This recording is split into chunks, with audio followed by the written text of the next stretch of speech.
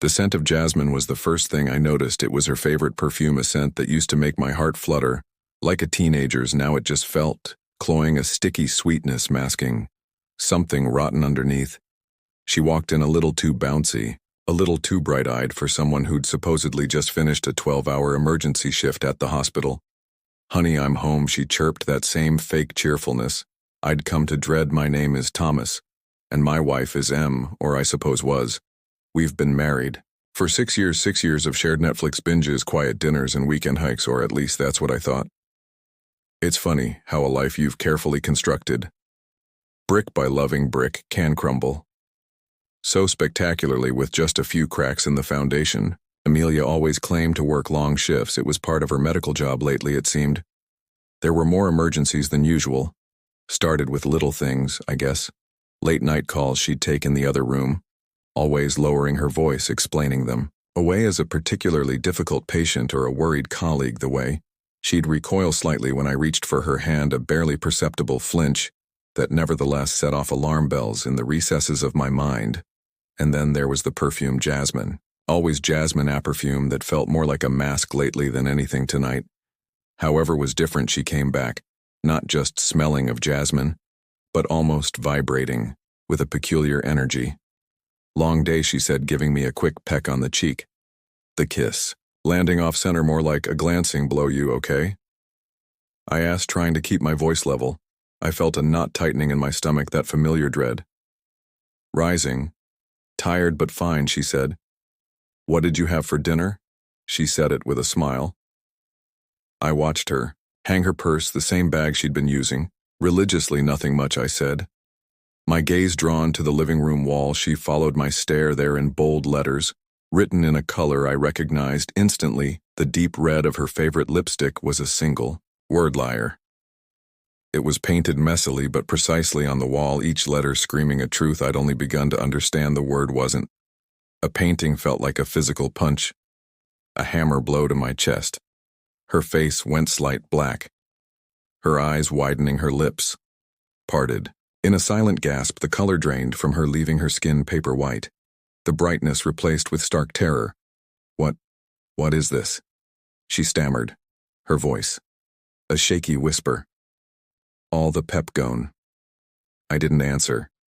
Instead, I walked to the side table, picked up her purse, and with a decisive pull I dumped the contents onto the floor. A tumble of tampons, receipts, loose change, and amongst it all, nestled like a poisonous insect, was a second phone, the old kind.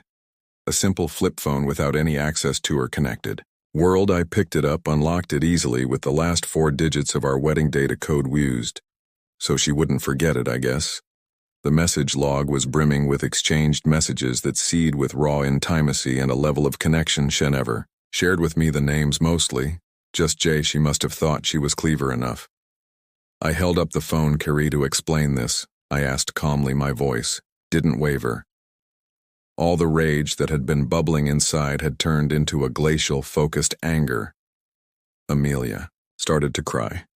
Great big crocodile tears, her hands flying to cover her face like a child caught stealing candy.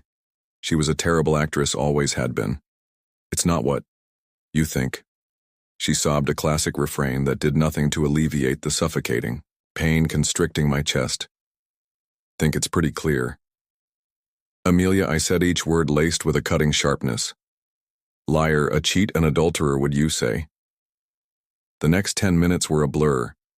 She cried, begged, tried to rationalize, a hulking concoction of excuses poured from her mouth, a deluge of desperate justifications that washed over me with their uselessness. My focus, my mind had left her months ago and found something akin to steely resolve. I picked up the phone, thumbing through recent calls. "Who is Jay?" I said calmly, as though this was all very casual, a light conversation over morning coffee. Amelia's sobs took a stutter. She didn't want to give me this, but she had lost all of her power. Her words became timid whimpers. "His name is James," she barely whispered. "James," I repeated, turning on my heel to head toward the door. "Well, James has a surprise in store as well." I grabbed my car keys, leaving her there amidst the wreckage of her deceit. As I got into my car, I called Jay at the number saved as Resent on her flip phone. "Hello, this is James. Who is this?" Hey James, it's Thomas, Amelia's husband. She is at my house as we speak. Why don't you swing by? I want us to get to know each other face to face. I spoke as plainly as could be. I knew this had to have thrown him off. It was unexpected, to say the least. He stammered, his voice shaking. I hung up the phone. It wasn't long before I heard a car pull into our driveway. I was outside now. The cool night air did me good, but it also allowed me a better view of the sorry excuse of a man emerging from the driver's seat. James, he was older than me, maybe in his early 40s, with a receding hairline and a slight punch. The irony wasn't lost on me. This was the man she had thrown us both away, for he stepped toward me tentatively, an air of swagger turning into hesitation as he registered the coldness in my eyes. I didn't know she was married. He started, the lame excuse hanging in there. I smiled at that, a grim, humorless twist of my lips. I'm sure she was very honest with you.